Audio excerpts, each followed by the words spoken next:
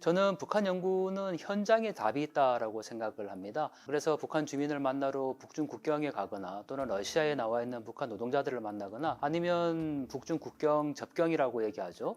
1400km 떨어져 있는 압록강 너머에 망원 렌즈로 북한을 주로 촬영하는 방법으로 지금까지 북한 연구를 해왔었는데요. 북한을 직접 가서 현장에서 연구하면 제일 좋겠지만 지금 남북 관계가 경색된 상황에서 갈 수가 없는 상황이죠. 또 코로나 때문에 중국에도 이제 갈 수 없는 상황이 되어버렸죠.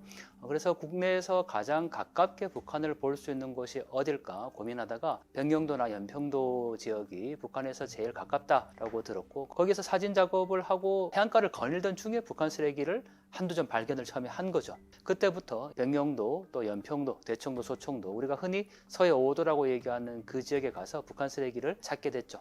이 서해 5도 지역은 북한과 불과 4km밖에 떨어져 있지 않습니다. 그러다 보니까 바람이 불거나 파도가 조금만 높아도 북한 쓰레기가 떠내려오게 되는 건데, 서해 5도 지역은 겨울에 주로 많이 떠내려옵니다. 북한의 북서풍이 불면서 파도가 치기 때문에 주로 겨울에 많이 떠밀려오고, 동해안 지역은 그 반대로 여름에 태풍이 오거나 또 폭우가 쏟아지면 많이 또 떠내려오게 된 걸 확인할 수가 있었죠. 사실 서해 5도 지역은 제가 부산에서 생활하기 때문에 가기가 굉장히 어렵습니다. 부산에서 인천까지 5시간 정도 가야 되고요. 또 인천에서 병영도까지 배로 5시간이 걸립니다. 저는 이제 북한을 연구하는 학자고 교수인데 내가 지금 여기에서 과연 뭘 하고 있는가라는 그런 자괴감이 들 때도 굉장히 많았었죠. 그래서 내가 하고 있는 게 과연 이게 의미가 있는지, 이렇게 연구하는 게 과연 맞는가라는 그런 스스로에 대한 질문 때문에 혼자 눈물 흘린 적도 많았죠. 서해안에서는 발견되지 않은 새로운 제품들이 동해안에 있는지 찾아다니고 있는데, 놀라운 거는 강원도 고성부터 시작해서 지금 부산까지 해안가 전체를 다 조사를 했는데, 부산 지역에 있는 해안가를 제외하고 울산, 포항, 영덕 이렇게 이어지는데 그 울산 지역까지 이 쓰레기가 떠밀려 왔던 것을 확인할 수가 있었습니다.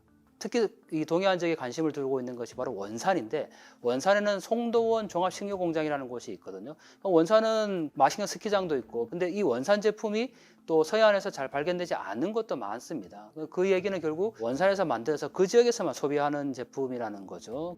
동해안과 비교를 해보면요, 같은 제품들이 확인되는 것도 있습니다. 예를 들면 오일 종합 가공 공장에서 나오는 우유 같은 팩은 서해안이나 동해안이나 어디든지 가장 많이 주운 제품이 되는 건데, 특이하게 또 동해안에서는 발견되지 않는 것이 있어요.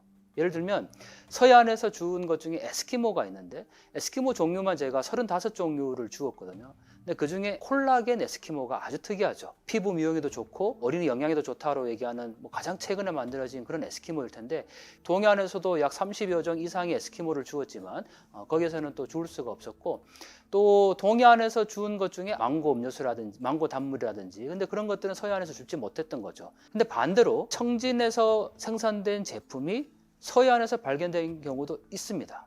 그 얘기는 북한에서 어떤 유통과 또 장마당을 통해서 거래가 이루어지고 있다는 거고, 지금 우리가 북한을 바라볼 때 장마당을 빼고는 이야기할 수가 없습니다. 장마당이 그렇게 활성화되지 않았다면 이렇게 다양한 제품들이 굳이 생산되거나 유통될 필요가 없었겠죠. 그 장마당을 통해서 결국 북한 주민들이 지금 생존하고 있다라고 봐야 되겠죠. 제가 서해 5도에서 북한 쓰레기를 줍다라는 책을 발간할 당시에 1414점의 북한 쓰레기를 주었었는데, 그 이후로 다 합치면 거의 한 3000점 정도의 북한 쓰레기를 지금 주운 거죠. 저희가 지금 일반 마켓에 가서 살 수 있는 모든 제품들은 다 있다고 보시면 되거든요. 예를 들면 식품류, 또 우유, 과자, 음료수, 자파는 치약, 칫솔, 비누, 심지어는 여성들 위생용품까지 다 있고요. 또 의약품까지도 주울 수 있었으니까 북한에서 생산되는 대부분의 상품들은 최소한 쓰레기로 포장지는 다 주운 거죠.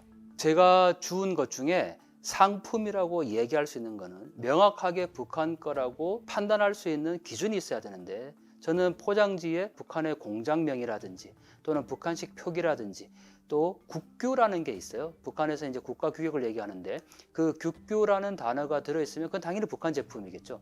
하지만 북한 제품으로 추정은 되지만 그것을 100% 확인하지 못하는 거는 빼버린 거죠. 예를 들면 신발도 실로 정말 바느질을 해서 신발을 기워 놓은 신발들이 있거든요. 중국 어선에서도 사실 그런 정도 신발은 안 신을 거기 때문에 우리가 북한 제품으로 추정은 하지만 거기에는 어떠한 단서도 없기 때문에 다 상품에서는 제외한 거죠. 북한에서 산업미술을 굉장히 강조를 합니다. 제품의 포장지마다 고유한 색상이나 우리가 브랜드라고 얘기하는 상표도 있고요. 또 심지어는 캐릭터까지 들어가게 되고, 그러나 또 한편으로 이 모든 상품들을 다 북한 주민들이 지금 소비하고 있다라고 보기에는 좀 과장된 것 같고요. 결국은 화려함 속에 제가 빈곤이다 이렇게 이제 표현을 하는데, 과연 이것을 실제로 소비할 수 있는 사람들은 얼마나 될까라는 의문도 동시에 가지게 돼서 북한 사회를 분석하는 다양한 시각들을 이 상품 포장지를 통해서 확인해 볼 수 있는 거죠. 반응은 굉장히 다양합니다. 이 제품들이 생산되는 공장, 또 생산 유통의 방식들까지도 추론해 볼 수 있기 때문에 북한 경제나 또 사회 변화에 중요한 자료를 또 제공할 수도 있겠지만, 또 한편으로 보면 보통 쓰레기학이라고는 사실 없잖아요. 아직까지 이거는 좀 인정하기 어렵다 이렇게 보시는 시각들이 있지만, 최소한 그래도 우리가 북한 사회를 읽어내는 하나의 지표는 될 수 있다라는 거죠. 가장 좋은 사례가 아이스크림이거든요. 우리는 지금까지 북한에서 아이스크림을 얼음 보숭이라고 알고 있었고, 책에도 그렇게 표현이 되어 있는데, 저희가 준 이 아이스크림을 보면 아이스크림은 그냥 아이스크림이라고 사용해요. 아주 작게는 언어의 차이로부터 시작해서 크게는 북한의 정치, 경제, 사회, 문화 모든 부분들을 읽어낼 수 있는 그런 자료가 될 수 있다라는 거죠.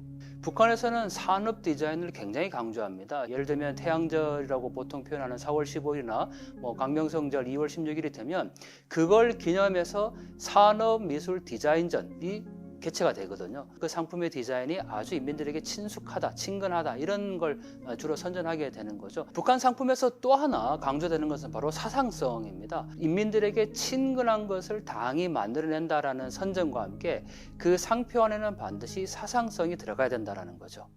근데 지금 북한의 경제 구조가 당이 일방적으로 정책을 결정하고 집행하는 계획경제라기보다는 그 계획경제 안에서 자본주의 요소가 지금 침투해 있는 구조라는 거죠. 그러니까 예를 들면 한 공장에서 계획경제라고 치면 음료수, 단물을 1000개를 만들어내서 보급을 해야 되는 건데 1100개를 만들어내서 100개는 장사꾼에게 판매하는 거죠. 나름대로의 북한에서 자본주의 시장 경제가 지금 작동하고 있는 거고, 북한 주민도 나름의 취향이 생겨나게 된다라는 거죠. 북한 주민을 소비자의 개념으로 본다면 그들에게 어떻게 선택받을 수 있을 것인가를 고민하게 되는 거고, 그런 관점에서 제가 가장 주목하는 게 바로 한국산 제품의 카피거든요.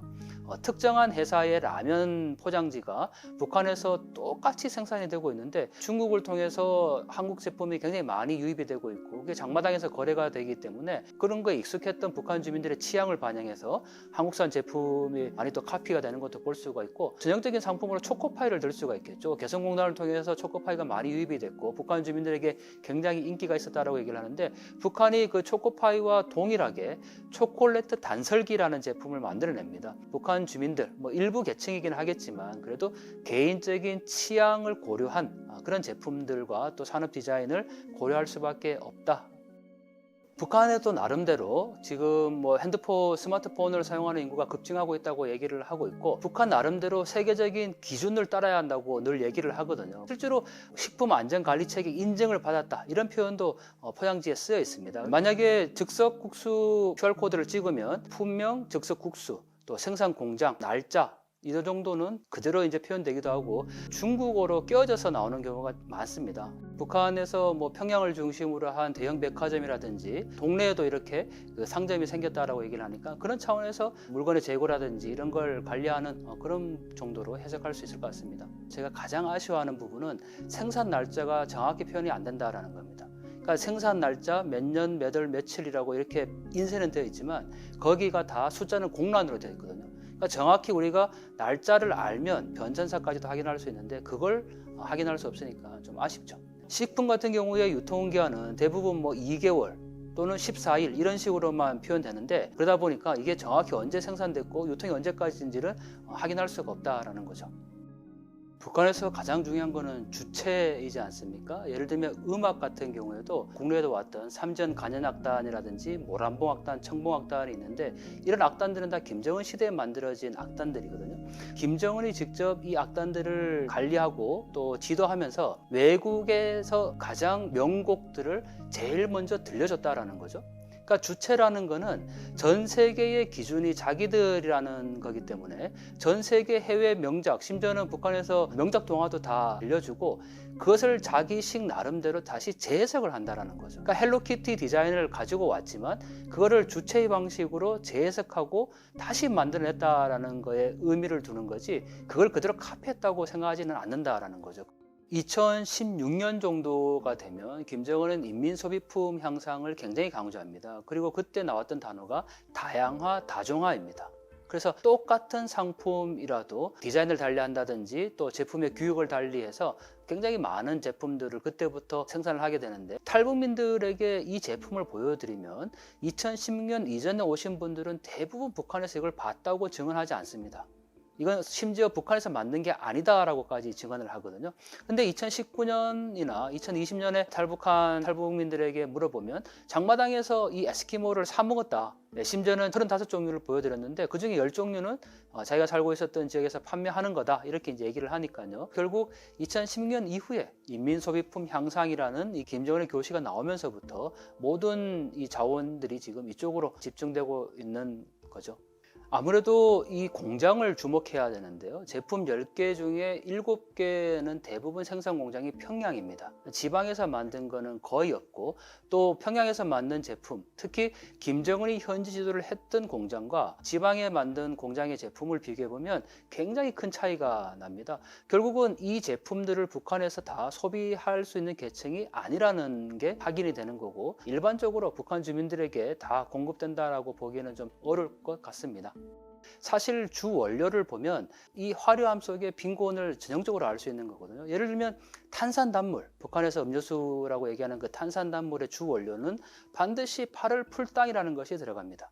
만약에 북한이 설탕을 생산할 수 있거나 설탕을 생산하기 위해서는 뭐 원료를 해외로부터 수입을 해와야 되는데 그런 세계 경제 안에 들어있다면 굳이 8월 풀당에서 단맛을 추천할 필요가 없는 거겠죠. 그게 안 되다 보니까 결국은 대체품으로 나오는 게 이 8월 풀당이라는 거죠. 이런 현상들은 굉장히 많은데 북한의 의약품 가운데는 대부분 양약이 없거든요. 물론 북한은 고려의학이라고 해서 예전부터 내려오던 그 한약을 굉장히 강조하고 있지만 해외로부터 원료를 수입하거나 약재를 또는 이것을 만들 수 있는 기술이 없다 보니까 대부분의 생활의 필수품인 뭐 소화제라든지 또는 간염이라든지 이런 약들은 다 한방에서 나온 풀에서 기초한 제품들입니다. 또 하나 만내기라는 게 있습니다. 화학조미료죠.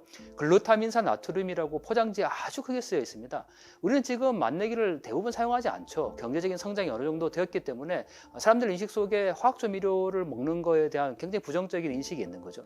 하지만 제가 주운 북한 포장지 가운데 가장 많은 것 중에 하나가 만내기 포장지입니다. 거의 40종류가 넘습니다. 40여 개 공장에서 각각 다른 만내기를 생산해내고 있는 거죠. 그것을 보고 우리가 야 북한이 이렇게 만내기를 다양하게 생산해내고 있으니 경제가 발전했다 이렇게 봐서는 안 된다는 겁니다. 왜냐하면 한국도 만내기를 먹던 시절은 70년대 80년대 경제 수준이었다는 거죠.